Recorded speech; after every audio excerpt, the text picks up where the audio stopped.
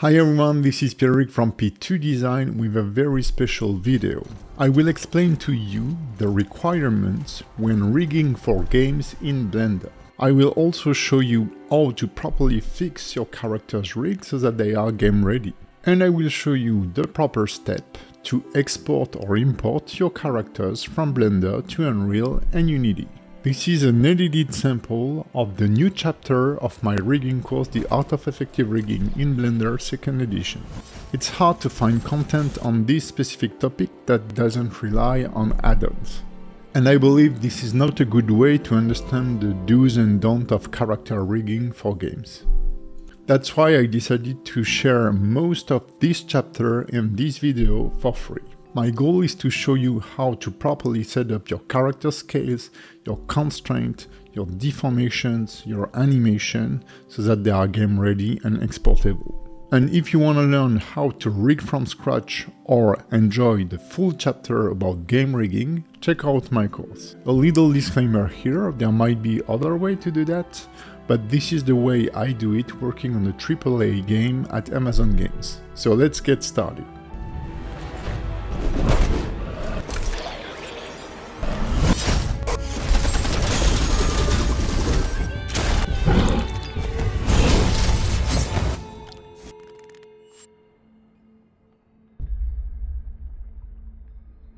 First of all, Unity and Unreal use a different unit and scale value from Blender. So when you model or rig and animate a character in Blender, it should be a little bigger. But scaling up the armature and applying the scale will sure generate some bugs. We'll have to go through them. Also, our favorite softwares don't use the same orientation. Blender global coordinates use Y forward, but a character facing you in front view is using -Y. Unity uses Y up Z forward and Unreal uses Z up X forward. So we'll have to deal with this at some point. We can't export our controller rig to the game engine. Only the deformation bones will be or should be exported. Good deformation hierarchy will be useful in the game engine. Uneven scaling that often occurs with stretching will create distortion on your game rig. We'll study solution to find a good compromise between stylized animation and supported deformations. Finally, we'll learn to export our assets, including the animations, using Blender NLA Editor. And I'll give you some guidance to create your FBX and import it in Unreal Engine and Unity. Since we're talking about rigging for games, we will need a game engine. My engine of choice is Unreal Engine. I will be using the third-person template. And this is what our project looks like. We have a scene with different assets. We can find an outliner, as in Blender, and we can explore all the assets used in the project through the content drawer. To be able to import and export assets from Blender to Unreal, we need to use FBX files. The FBX file, like a Blender file, is a container. It can store meshes, materials, armatures, animations, whatever. To make sure we can import them using Blender, we need to edit our preferences, go to the add-on, search for FBX, and make sure that the import-export FBX format is enabled.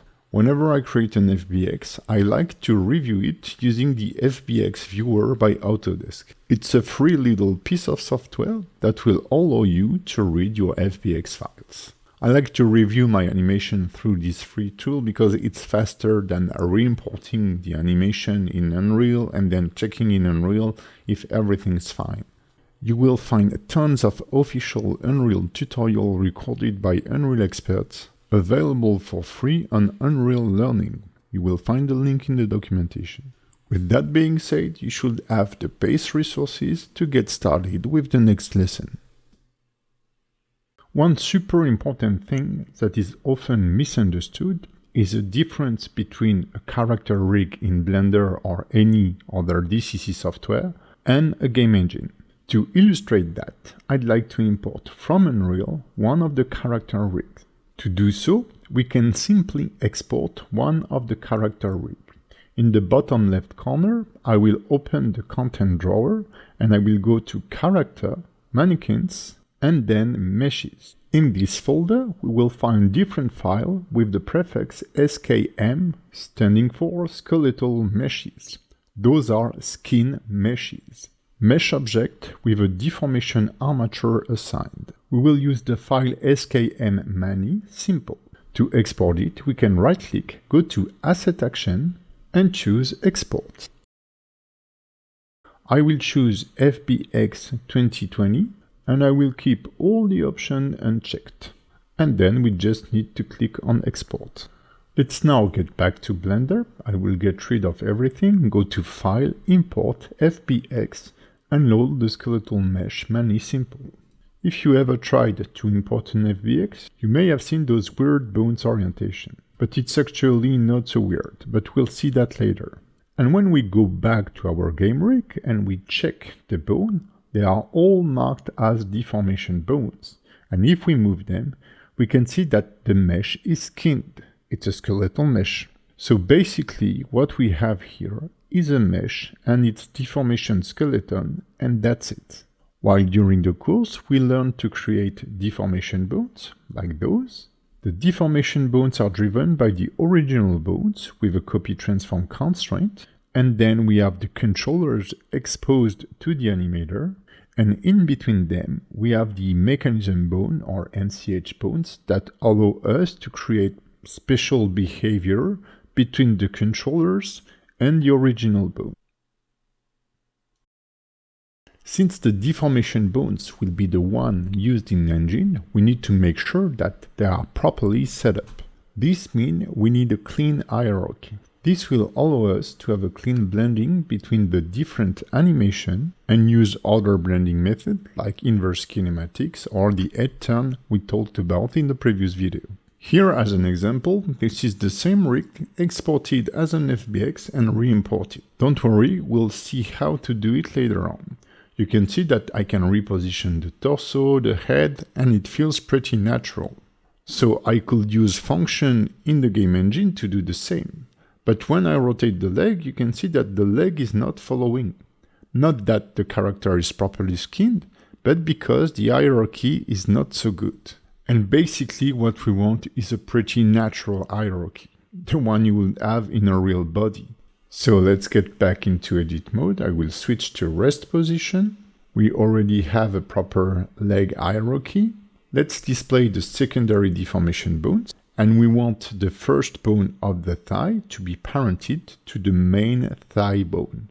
Then the other three bones will be parented one to the other following the visual hierarchy. We need to do the same for the shin, the forearm, and the arm. If I check the parent of the first shin deformation bone, we can see it's not parented to the shin, but to the last thigh bone. So what I need to do is simply to select it, then shift select the main shin bone, press Ctrl P and choose keep offset. Since symmetry is activated, whenever I do something on the left, it will be done on the right automatically. I can do this for the first thigh bone and then work on the arms. If you ever tried to export an animated character to a game engine, you probably run into a lot of different bugs. In the previous video, we saw that we only export the deformation bones, so the bugs must come from them. Most of the time, scaling is the problem. To illustrate that, I created this very simple rig. We have two deformation bones and two controllers.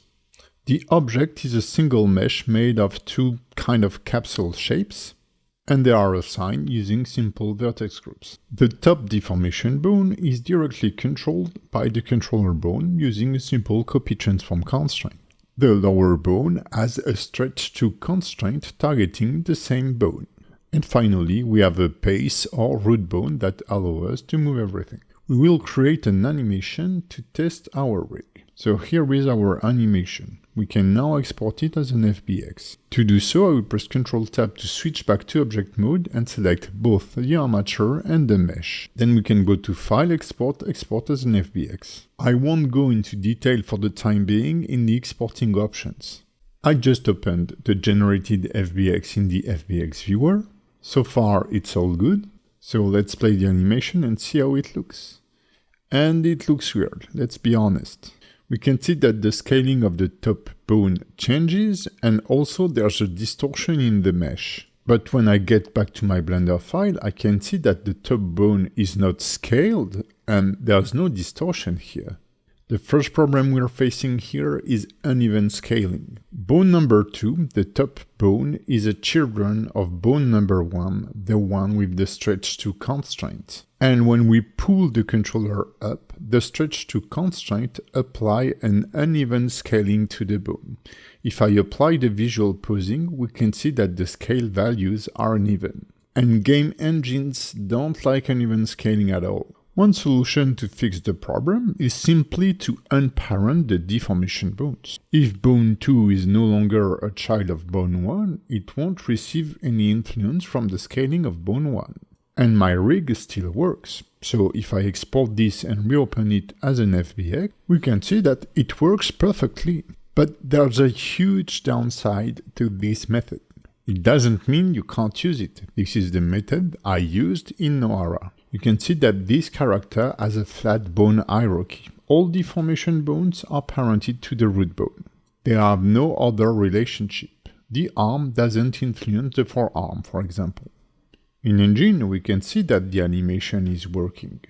But if I select the chest bone, for example, and I rotate it, we can see that only that bone and the corresponding skinned mesh moves. Only the part of the head that is skinned to this bone will move. The hair are not following because we have no hierarchy in our bone structure. So we won't be able to use in-engine physics or ragdoll system. We will have a weird animation blending, and we can't really edit the poses directly in Engine. Now, it doesn't mean that you can't use this method. We used it, but it comes with a lot of limitations. Talking about scaling, there's another little thing I'd like to show you. This is Manny, the default character from Unreal Engine 5 that we exported as an FBX and re-imported in Blender. If I add a cube, by default, it's 2 meter by 2 meter. And when we check Manny's size, we can see that he's 1.81 meter tall, which is slightly above the average, but that's definitely a human size. When we check its armature, we can see that it has an even scale of 1, but we can see that this armature is parented to an empty. And weirdly enough, this empty has a scale of 0.01. So if I select it and I press Alt-S, I will see the current scale of the character and its armature. And it's 100 times bigger than expected. This is because Unity and Unreal uses centimeters as a default unit. So a very important trick, whenever you're rigging and animating for Unreal or Unity, you should change your unit scale from 1 to 0.01. And then instead of meters, you could use centimeters. Now we can see that this character with the new scale is 181 centimeter tall, which is 1.8 meter tall. No big deal, and we are now using the same unit as in Unreal and Unity. So maybe I should open my own character and its animation and simply scale it up 100 times and apply the scale. So let me select the armature, press S and then 100 to scale it 100 times. Now we will have visual clipping. In the view option of our 3D scene, we need to change the clip start and clip end value. We don't really need to see things that are smaller than a millimeter. Instead, we can set values of 0.1 and 1000. Now, as seen before, I can go to my scene properties. I can set the unit scale to 0.01 and switch the length to centimeters. Now I just need to apply the scale to my object and the armature, and I should be done. In object mode, I will select my character and its rig, and I will press Ctrl A to apply the scale. And hooray, we're done! Oh, that was unexpected. Well, no, I was expecting this, because we are using a stretch to constraint, and some other constraint that use distance. And since we entirely changed the scale and unit to evaluate our character, everything is bugging. To make this armature game ready, we need to scale it up 100 times. What I will do is that I will only scale it up 10 times. It's the same principle. The idea here is just to show you the bug. The object is parented to the armature, so it got scaled up too. In object mode, I will select the both of them and then press Ctrl A to apply the scale, and we can see we get the same bug as in the previous video. It's actually the stretch to constraint that is bugging. When we set up a stretch to constraint, the current pose of the owner of the constraint and its current length will be used to set the original length value. But we scaled up the armature 10 times and the original length didn't change. To fix this, we can recalculate the original length by clicking the cross icon. And as we do so, we can see that the original length is now multiplied by 10. The same value we scaled our armature up. This is the way to fix the stretch to constraint. You either reset the original length or we multiply it by the scaling factor. But the problem with the stretch to constraint is that it will unevenly scale the bone with the constraint. The best solution is to replace the stretch to constraint by a damped track constraint. This will prevent any uneven scaling. Now, the benefit on this example might not be obvious, so let me show it to you on an actual character rig. The arm rubber deformation is driven by stretch to constraints. We can see the deformation bone stretching and tracking the tweaker bones. And as we stretch them, we can see that the arm gets slightly thinner. If I now replace all stretch to constraint by a damped track constraint, instead of stretching, the bones get disconnected. And while the arm is no longer preserving its volume, we still get a pretty good deformation. So using the damped track constraint is definitely a good compromise to replace the stretch to constraint. And if you really want to get nerdy, you could add a driver that scales down the deformation bone as they get further away one from the other, faking the volume preservation. But that's honestly a bit overkill. Also, if your stretch to constraint is applied to the last bone in the hierarchy, for example on this rig on the head, and it's the last bone in the hierarchy, the head has no children, then you can keep the stretch to constraint as it won't affect any child. Any distance-based value will be bugging when you change the scale of your armature. It means that you will have to go through all your shrink wrap constraints, all your floor constraints, all your action constraints that use location as a trigger value. If you're using a follow path constraint, you will have to change the offset value. And the same goes for the pivot constraint. Any distance-based constraint will have to be updated. And basically any distance-based mechanism. So if you are using drivers that source the location of a bone, you will have to update those drivers, multiplying any location value or distance value by 100 if you scale up the armature 100 times. Any constraint or driver that relies on scaling or rotation doesn't need any modification. Knowing all of this, let's convert our rig into a game-ready rig in the next video.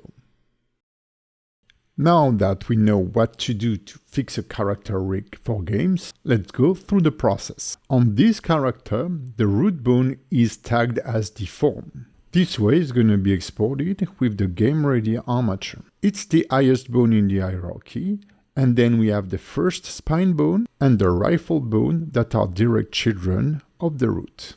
Another very important thing we need to think about, it's all the drivers that are distance-based. So what we can do is to open the driver editor and then show everything. Most of my drivers are used to switch between modes, like inverse and forward kinematics, switching parents, etc. But I can see that the first one are used to change the location value of some bones. And while those drivers are triggered by rotation, they are changing the location value of the bone. So we'll have to make sure that those location values are also multiplied by 100, since they are driving the location of those corrective bones. Now, that will be super tedious to replace and update all the constraints by hand. But since those are repetitive tasks, we can script it. And I made a script for you. The script is available if you enroll in the Art of Effective Rigging 2, and it allows you to scale up the rig 100 times or whatever factor you want, and it fixes all the constraints. I'm in pose mode, meaning that the armature is the active object, so I can click on the Run button in the text editor. My character disappeared, but if I zoom out, I can see it. So I don't see any weird stretching bug, but still, that pose is kind of weird. And if I press space to play my walk animation, we can see that the character is moving, but we have a very weird pose and behavior. And what did we fix so far? We fixed everything based on location. I mean, almost everything. There's another thing that uses location.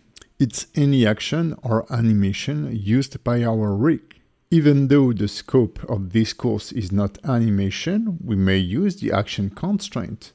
And you should know how to fix those actions. I opened the dope sheet, I switched to Action Editor, and I will load the Move Walk Loop action. This is the action that was currently playing, but through the NLA. Here we are in the Action Editor, and we can switch to the Graph Editor to see our curves. If I select the torso controller of my character, for example, we can see that the 3 location, quaternion rotations, and scales are being animated. Let me hide everything but the location curves. I will select them all pressing A, and then I will press the Home key to zoom in.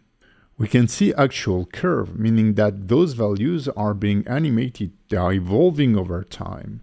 And if we have a look to the location channel in the Transform panel, we can see the value changing, they are being animated. But the values are very small. Why? Because we scale our rig 100 times, but not the location curves, so they are 100 times too small. To fix your action, you simply need to show all the curves. Then in the search panel, we will search for location or simply lock. This way we are only seeing all the location curve of the current action. We will use the 2D cursor to scale them up. We need to make sure, through the View panel, that the 2D cursor Y value is set to 0, to the origin. From there, we can press A to select all the curve, switch the pivot point from bounding box to using the 2D cursor, and then press S to scale, Y to constraint along the Y-axis, and type in 100 to scale all the curve up 100 times. And now our animation is fixed. This character only have 4 actions, but I have character with hundreds of animations, and fixing all the actions one by hand will be a pain in the ass. You name it. But in the end, it's pretty simple, we just need to scale all the location curve, and we can do that with a script. I will close the current action and switch back to the NLA. The rig already has multiple actions, but only 5 of them are used. There's one last thing we didn't fix, it's our drivers. On this specific character, the only driver that are location-based are the corrective bone for the shoulder. So let me open the driver editor, press N to open the properties panel, switch to the driver tab. And on the 4 location driver, we need to increase the factor 100 times. When I currently rotate the shoulder, we can see that the corrective bone doesn't move a lot. Again, because we scale up the rig without changing the factor value of the driver. Right now, the driver expression uses the X rotation value and multiply it by 0.15. We need to increase this value 100 times to 15. We need to do that for both shoulder and for the next driver to driving the Z location using a value of -10 and 10 instead of 0.1 and -0.1, basically multiplying any factor by 100. We now have a game-ready rig. I mean, almost. So far we fixed almost everything for our rig. And if it was a simple rig, we would be good to go. But there are a lot of features like inverse kinematics stretching that requires to be double-checked. Let's solo the rig test animation by clicking the star icon and press the spacebar to play it. It's a stress test for our rig, and we can see we have some bugs. Some of our deformation bones are connected children, but I believe, I'm not sure about that connected children is a Blender concept. I made a temporary import of the character in Unreal. Again, we'll see that more in detail a little later. If I open the test animation in Unreal, we can see we have exactly the same bug. But if I now inspect my skeletal mesh, basically my rigged character, you can see that I can offset the location of any bone even though they were connected in Blender. So we can't do that in Blender, but we can do it in Unreal. Because I don't think connected bones is a thing in Unreal. In Unreal and in most DCC and game engines, bones are just a point in space. It's also the case in Blender, but in Blender we choose to represent them as actual bone in a way. But you should think about your bones as being a point in space with an orientation. All of these to tell you that you should disconnect all your deformation bones in Blender. Not unparent them, but disconnect them. Then in the 3D view, I will select all the bones in edit mode and press Alt-P to disconnect the bone, not clear the parenting. This didn't change our hierarchy, but now all the deformation bones that will be exported to the game engine are disconnected. And as I play the test animation, you can see that I get a better result. In this part of the course, I show how to make a game-ready stretchable limb. But it's more specific and advanced, so let's jump directly to the result. You can obviously learn to do that and much more in the course. And if you're enjoying this video, please consider leaving a like, a nice comment, and subscribing. This way we have the freedom to create stylized animation, use IK stretching, and still respect the needs of the game engine. Before we export anything, it's important to know what we want to export. We want to export our model, our rig, but also some animations. Like materials, textures, or meshes, animations or actions are data in Blender. We can see the whole list of actions through the outliner, switching from View Layer to Blender file. Here we can see all the data stored in our Blender file, including all the actions. Now we may not want to export all those actions. Some of them might be outdated or just tests or not related to the current character. The best way to manage animations to be exported is to use the nonlinear action editor, also known as the NLA. In the current NLA, you can see I have multiple tracks. Some of them are enabled, others disabled. Disabled track won't be exported. And since I don't need them, I can select them by shift-clicking on their name and press X to get rid of them. NLA tracks are stored per object. I can currently see all the objects available in my scene, and we can see that only the P2dBot armature object has actions assigned in the NLA. Which makes sense since all our animations are performed by the armature, and our character is assigned to the armature and will be deformed by the armature. So we don't need to see the other objects in the NLA, we can click Show Selected Only. So we just saw that we have multiple tracks, and right now each track has a single strip, and those strips contain one action. But how did they get there? If you're an animator, you should know that. If you're not, that's always good to know. I will get rid of the idle loop track containing one strip containing one action. Generally, you create your actions through the action editor. It can be found in the dope sheet under action editor. From there, we can create new action or browse the existing actions. I will load the idle loop, and to push it to the NLA, I just need to click on the push down button. The action editor will close the action and put it in the NLA editor on top of all the other actions. The track order on the left matters. When we export our file as an FBX, the action will be stored in the FBX, the first action being the lowest in the stack and the last action being the one on the top. Tracks can be reordered using page up and page down shortcut. I won't be talking about the different function of the NLA, but it can be used to mix different actions, for example, a walk and a head turn. But when it comes to exporting, let's just consider it's a way to organize the actions or animations. The highest enabled action in the stack is the one being played. Only the enabled action will be exported.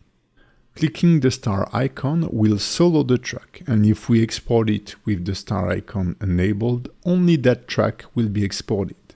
We can create a new track by hovering over the track stack and pressing Shift A. And with the track selected, we can create new strips by hovering over the timeline and pressing Shift A and picking one of the existing actions. You can add multiple strips to a single track.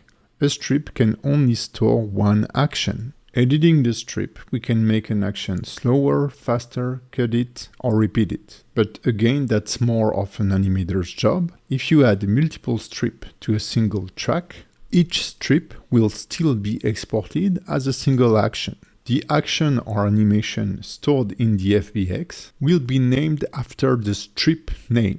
So if I was to export the current FBX, I would have 6 different animations, all named after the strip name. And they will be ordered using the track order and then the strip order.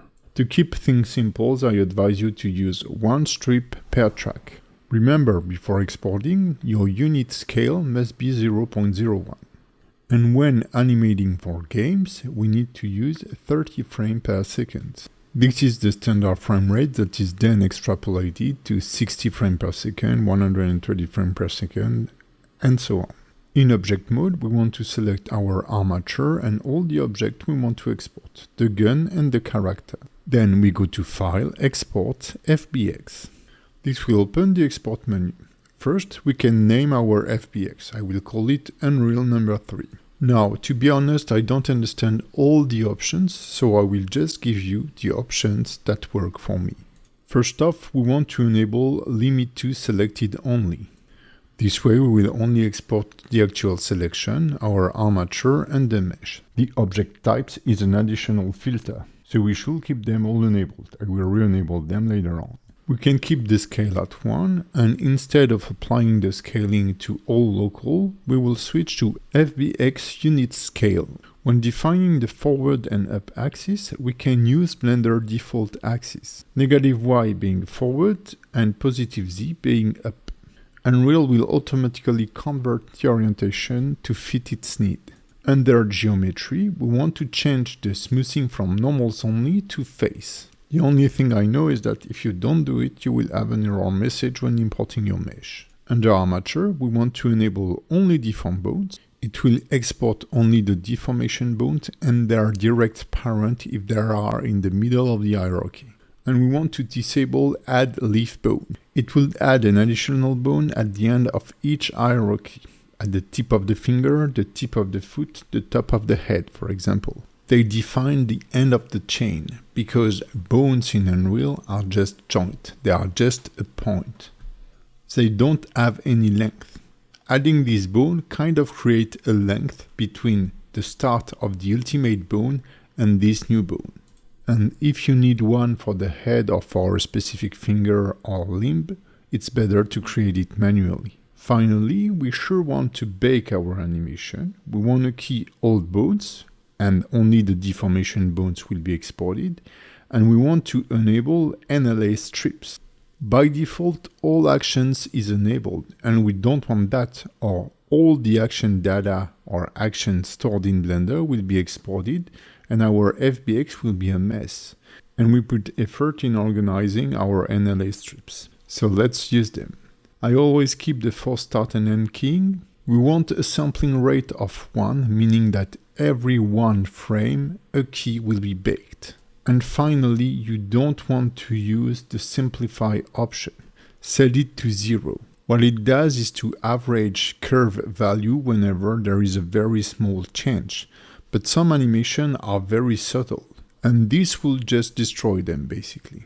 So let's export these. Don't forget to re-enable armature and mesh. And since you will probably use always the same setup, you can save your setup as a preset by clicking the plus button. You can give it the name you want, and then you just have to click in the preset list and select the one you want to use. As I do so, you can see my options updating using the option we've set up. So let's click Export and open Unreal. I created a new project using the third-person template and created a temporary folder. I will open the content drawer, right-click on the background and click Import. From there, just search for your FBX. You can keep most options by default. We want to import the skeletal mesh, basically the rig and the corresponding geometry. We want to import the mesh, the geometry. We keep the import content type as is. We want to import our animations using the exported time. The only option you may want to enable is the snap to closest frame boundaries, because in Blender you can create keyframe in between frames. That's not usual, but you can. And this won't be supported by Unreal. This very slight offset can also occur during a baking, and this will prevent an animation or action from being imported into Unreal. Clicking this option will fix the action and force Unreal to import it. Another great option is Convert Scene. This will convert the orientation of our FBX to match Unreal's need. And that's about it. You can keep everything else as is. Basically, Unreal identifies the orientation of the FBX and will convert its orientation to match the Unreal orientation. So basically, if your unit scale in Blender are correct, importing to Unreal is kind of flawless. We can wait a few seconds for Unreal to import everything, and when I go to the content drawer, I can see that I have all the materials of my character, the different animation, and the skeletal mesh. If I double click the skeletal mesh, it will open our character rigged in its rest pose. And there's no transform on our armature and our root bone, so everything is fine. Also, we can find our whole hierarchy, allowing us to pose the character directly in engine or use the armature later on if we want. If we now close this window and go back to the content drawer, we can double click one of the animation to play it, and we can see our animation playing without any glitches. The last test you can do is to drag and drop your mesh directly in the 3D scene and also drag and drop one of the mannequins provided in the project. This way you can compare the size of your character and the size of the default character. We can see that they have the same orientation and they have the same scale, so everything is fine. We successfully imported our rigged and animated character inside Unreal. To export the FBX for Unity, we can use exactly the same options. We can keep Blender's orientation with the forward axis being the negative Y and the up axis being Z. The only thing we can change is the smoothing and choose normals only instead of face. I will call this new FBX Unity and will click Export, and I will now open my empty Unity project. In the temp asset folder, I will right click and choose Import. I will pick the unity.fbx I just created, and it will appear in my temporary folder. When I expand the FBX package, I can find my meshes, the rig, the actions, and the material slots. With the Unity FBX selected, we can see on the right the FBX options. These options can be edited whenever we want. Let's keep them as they are. We can drag and drop the FBX directly into the 3D scene. On the top left corner in my hierarchy, I can see what's in the FBX.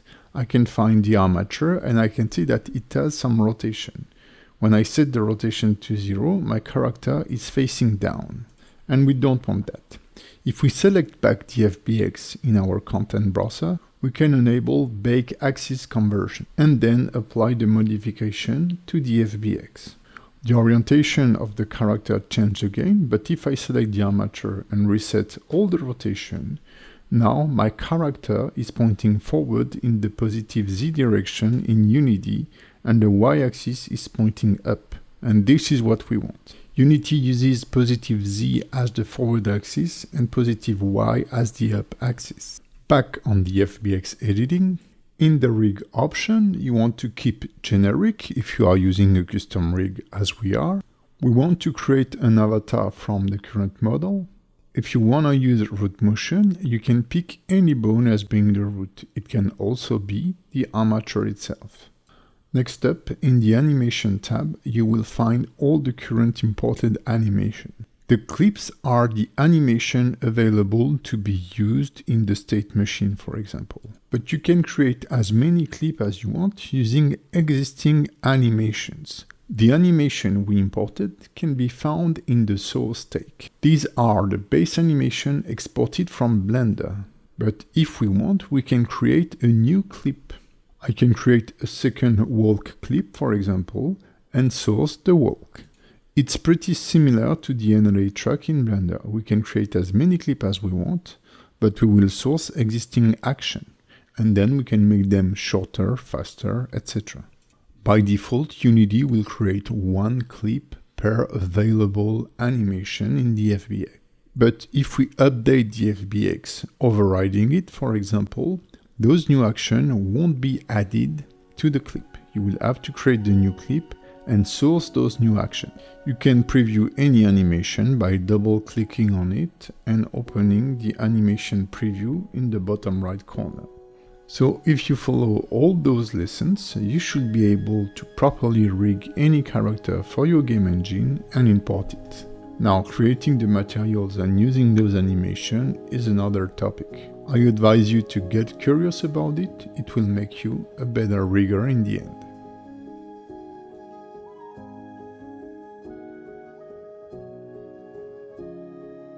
In the course, I also have a dedicated video to import rig from a game engine into Blender. This way you can work with studios that uses any other software. This is the end of this video. I hope you enjoyed it, and I'll see you very soon in the next one.